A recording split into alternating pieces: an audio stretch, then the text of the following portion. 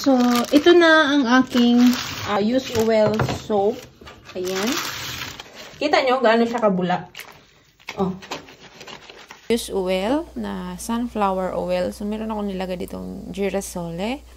Lahat ng mga used oil ko dito na imimix ko siya. So, ilabas ko ito no, sa init.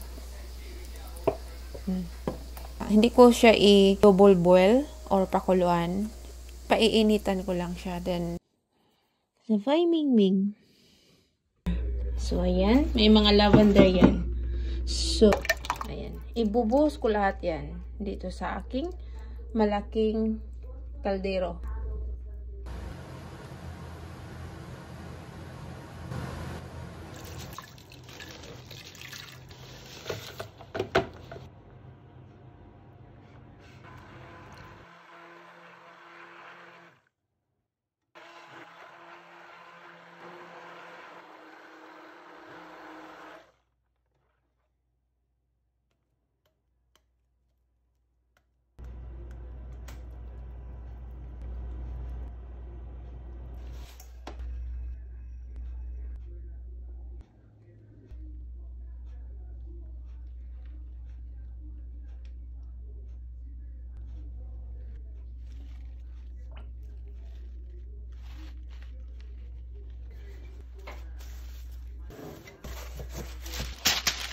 Ito na ang aking sabon. Ayan, yung aking homemade used oil sabon. Ayan siya. Ngayon, hihiwain na natin ang ating sabon.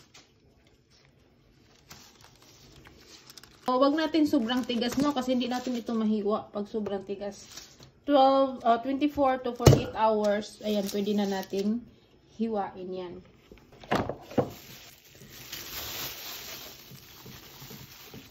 Ayan, sa paghiwa nito, wag natin paabutin ng sobrang tigas kasi nga, tulad ng sinasabi ko, hindi na natin ito mahiwa pag sobrang tigas na. So, ito na yung ating sabon.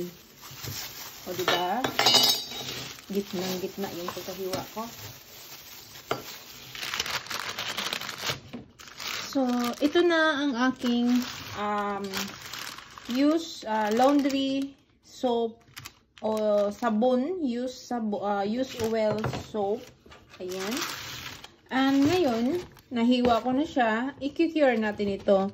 It takes, sa akin, 6 months bago ko siya gamitin. Ayan. So, ayan yun. Ayan. So, ngayon, dito ko siya ilalagay. Pabayaan ko ito ilang months. Ipapakita ko sa inyo, mag-test tayo kung ilan ang pH. Ayan guys, mabula na siya. Imagine, hindi pa siya, hindi pa ito cured, bumubula na siya. So ito yung ating bubble. Kita nyo ba?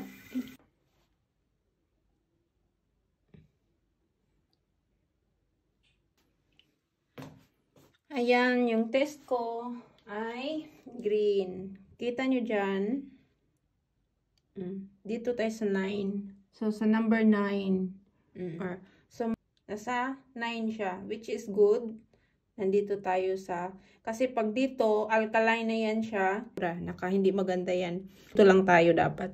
Sa number 9, 10, 8, 9, 10. Ngayon, ipapakita ko sa inyo, meron ako ditong dito sa tabi, meron ako ditong sabon. Gamit ko pang naglalaba ako ng medyas ko. Yan. So, yan yung gamit ko. So, laba tayo ng medyas gamit ang aking used oil sabon. O, yan. Ito na to. Papakita ko sa inyo yung bago, kung gaano siya kakapal. Ito yung bago. Ito yung sabon. Diba? So, nakikita yung difference. Ngayon, ito yung mga sabon nyo, nagsusugat kayo dito. Dito, diba? Bawat laban nyo, nagsusugat kayo dito. Ibig sabihin, matapang yung sabon nyo. Kita nyo, gaano siya kabula. So, yan yung sabon na gawa sa ating kusina. Yan.